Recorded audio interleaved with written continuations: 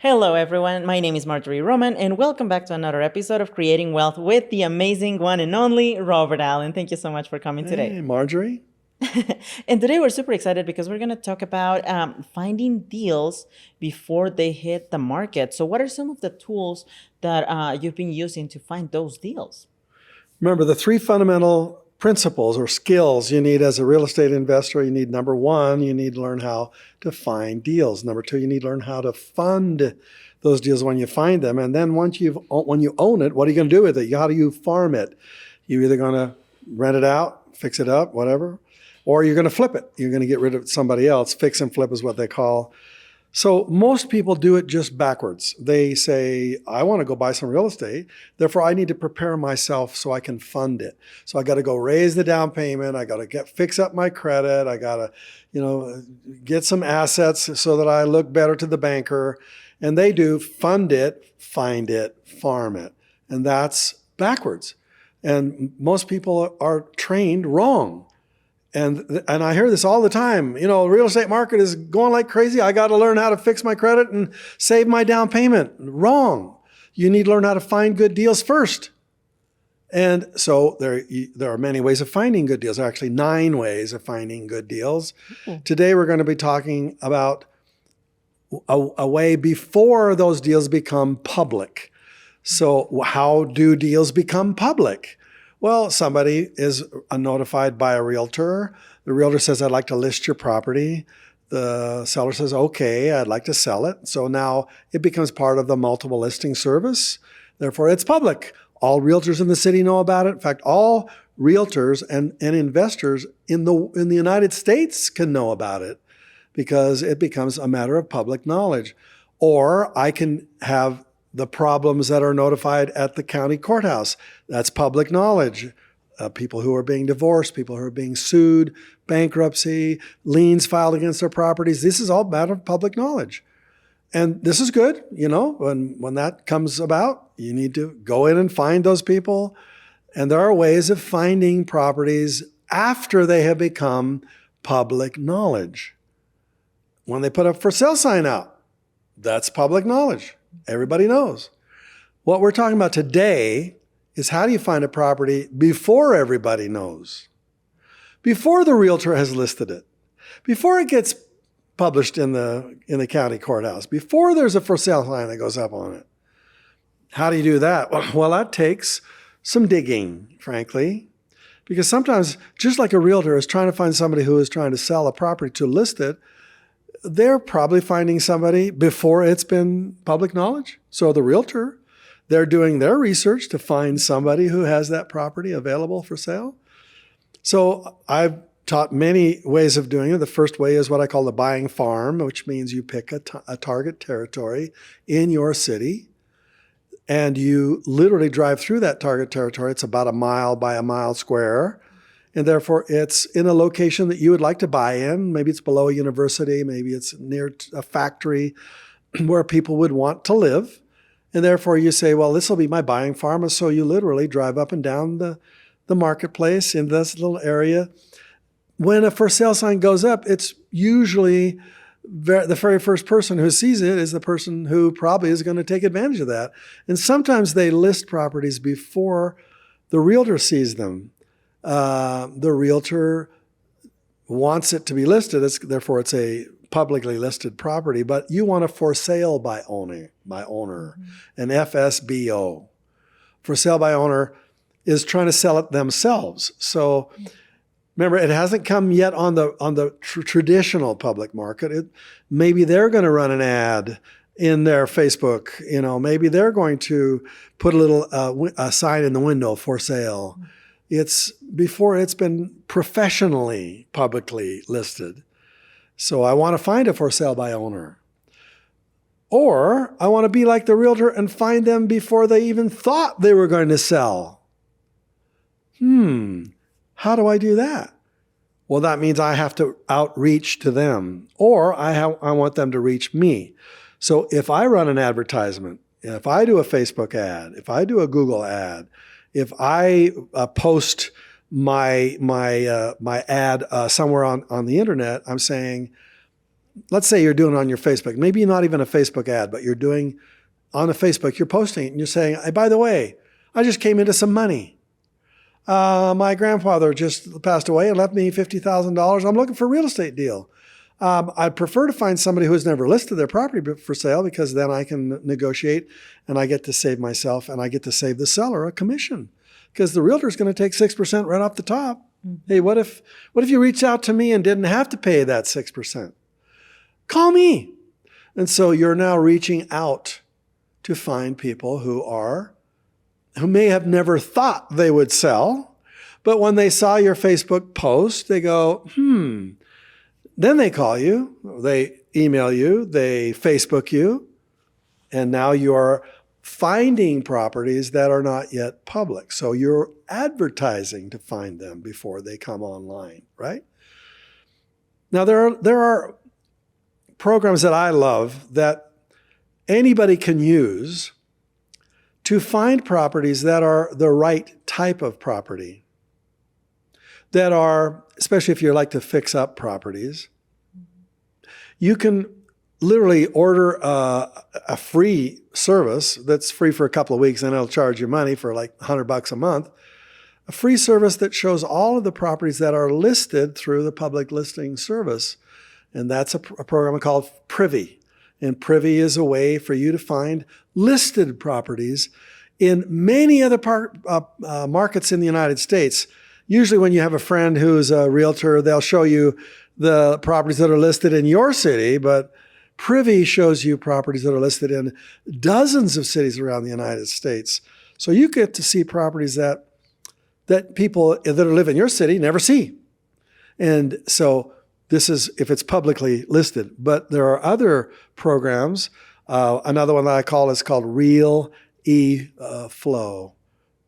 Real E-Flow means real estate. E-Flow means online, and flow. How do you get to see every property that's available for sale in the United States, even if they're not listed with a public service?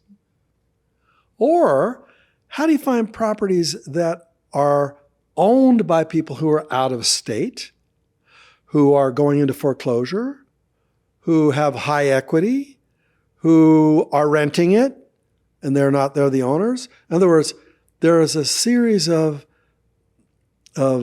filters you can put on any city you want to invest in. It'll tell you the properties that are not even on the market yet. Mm-hmm. And I would recommend you go to Real E-Flow, or Privy is the one that's listed for realtors or people who are listed with a multiple listing service. PropStream is another one. There's a lot of them that are out there. But remember, when I got started, there was none of this stuff. We just had to go dig them out ourselves, onesies and twosies.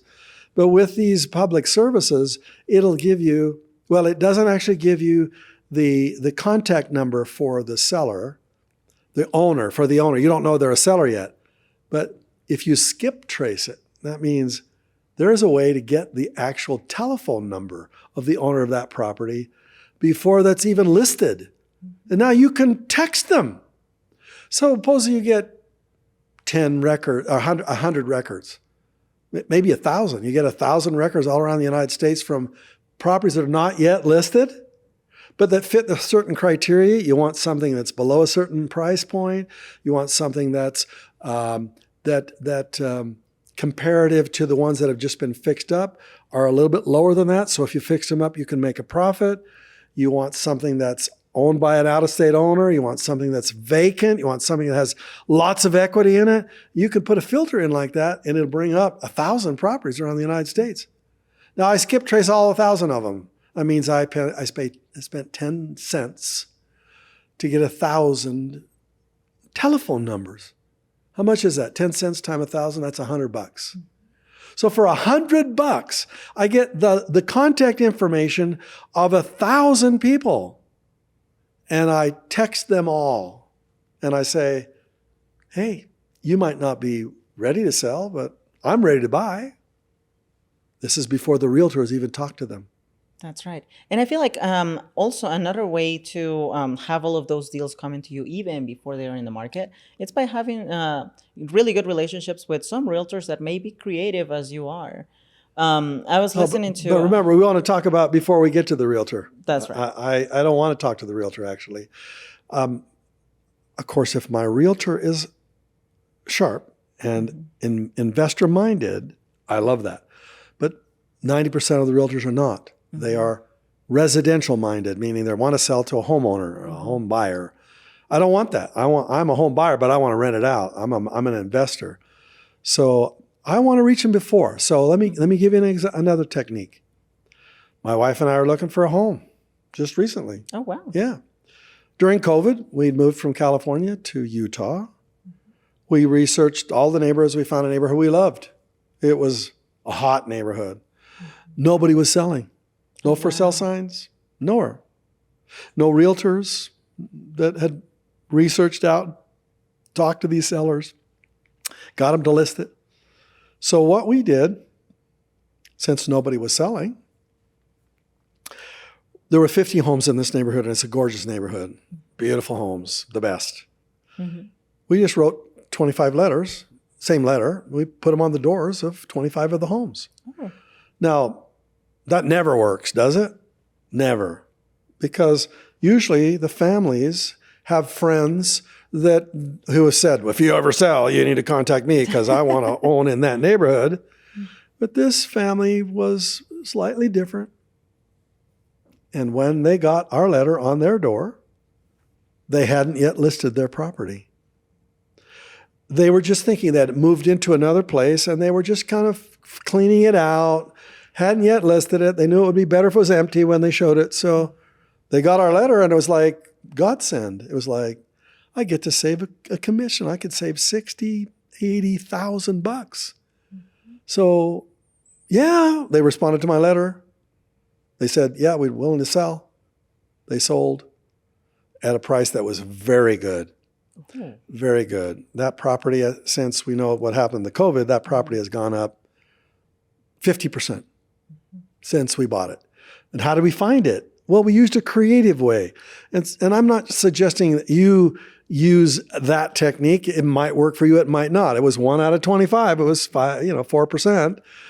Pretty good response rate, but we got zero response from the other 20, 25, 24 letters. But I'm asking you to put your thinking cap on. You say to yourself, if I owned a property and I didn't want to list it, if I did want to save myself a commission, if I wanted to sell it, how would I sell it? Where would I go? Well, you might run an ad. Therefore, you would, as a buyer, you would respond to their ad, right? That's creative. Another way to do that is to contact the bank who owns these properties after they've been foreclosed on. This is before it's public knowledge. Well, not really. It's not really before public knowledge because if it's a foreclosure, it has been notified at the bank. However, once it's gone through foreclosure, and that is no longer a public record. It's been done. It's been cleaned off. The bank took it back. And many of the properties that are listed as foreclosures and go to a foreclosure sale go back to the bank. There wasn't enough equity in there. The investors who were trying to negotiate and buy it on the auction block, they thought, no, it's not enough equity. I don't make enough money. I'm not going to dump a lot of cash into that. So the bank gets it back. Well, they don't want it. And now it's private knowledge again. The bank knows it. They want to get rid of it. They don't want to own a property. That's right. And you just found don't wonder, but in this case, it's not a homeowner. Yeah, it's a bank. It's a bank. The bank doesn't want it. And therefore you say to the homeowner, the bank, you say to the bank, you have several properties, I imagine. What's the one you're having the hardest time getting rid of? What's the one that's the biggest headache for you? What's the one that if you got rid of it, it'd make you really happy? What's the worst one you have on your list? Literally, you go to there. Why? Because everybody's going to them just the opposite. They're saying, what's the best deal you got? What's the one with the most equity? What's the one where I can make the most amount of money? That's not what they want to hear. Now, those are easy. You want them the hardest problem. Give me your biggest headache. And you may not be able to solve it, but just asking that question puts you in a totally different category than everybody else is calling them because they realize you have their best interest heart. This is an employee of a bank that really does well as an employee when they solve the bank's problems more quickly. So help them solve their problems. They'll help you solve yours. We could go on for hours on creative ways of finding sellers who haven't sold yet. Let me tell you one. Let's see. We got time for one more? Let me give you one more quick one. Definitely have time for Here, one more. it's a property that's a dog. Nobody wants it. It's the grass is high. It's run down. It's a dog. And there's nobody buying it, right? Nobody wants it. Why don't you put a sign in the window that says, if you'd like to buy this property, call me. Well, but you don't own it. Yeah, but whoever wants to buy it is going to call you, right? So once they call you, you just say, well, how much are you willing to offer for this property? It's not even listed.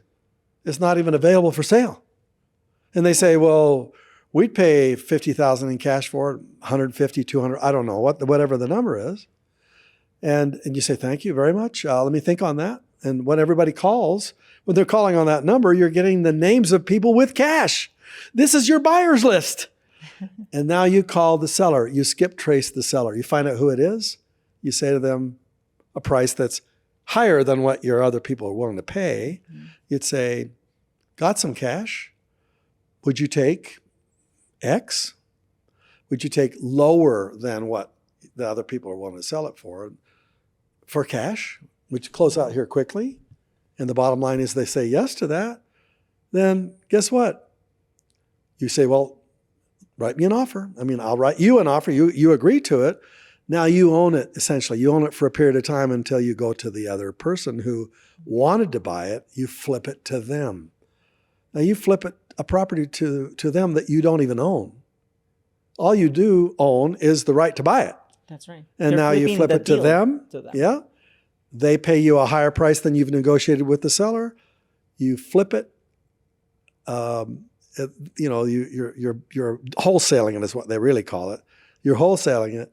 And you end up with a chunk of cash on a property that was not listed, that nobody knew about, but everyone wanted to buy when they saw the sign. Is that legal to do? I don't know, to tell you the truth. I don't know. Check with your own attorney on that one, but I know some people, that's what they do exclusively. It's a hot way to find great leads, really hot. So anyway, that's my suggestion to you. That's right. And then again, it comes down to being creative. I mean, even though the market may change favorable to sellers or favorable to buyers, still there are so many different ways for you to be creative with your deals and make sure that you get the best out of them. There you go. Thank you so much again, Robert. And thank you to our audience for staying tuned to our podcast. We're going to see you in the next episode. Bye-bye.